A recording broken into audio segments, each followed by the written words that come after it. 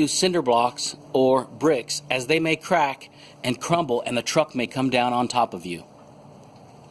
Next, you need to remove the tire after you take the lug nuts off.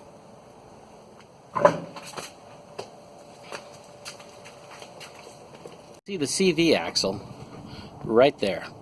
This will be the axle that we remove. There's a few steps to doing this. The first step is you see the stabilizer bar here and you see it going down right there. If you have an old stabilizer bar bolt on there, go ahead and cut it off because it's most likely seized on there.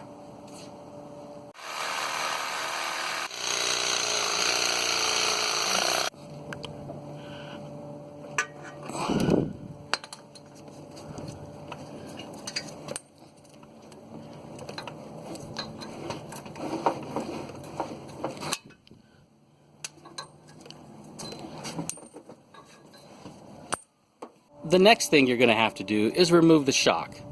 You can see the shock, the white shock right here, down to here. There'll be 2 bolts, pretty easy to remove.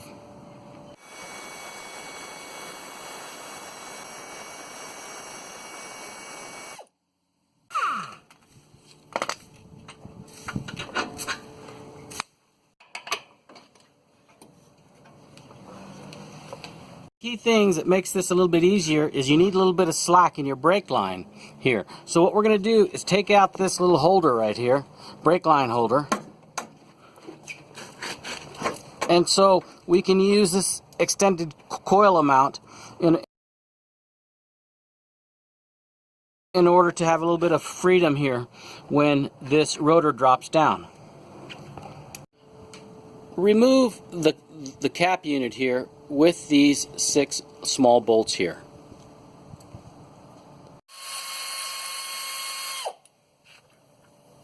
We're now going to remove the nut off the end of the CV shaft in here, and you can see it here.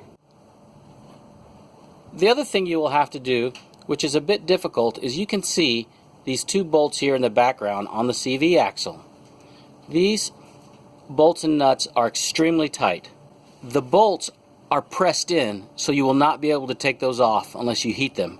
But really, there's no reason to. So what you want to do is take those nuts off. I suggest putting some WD-40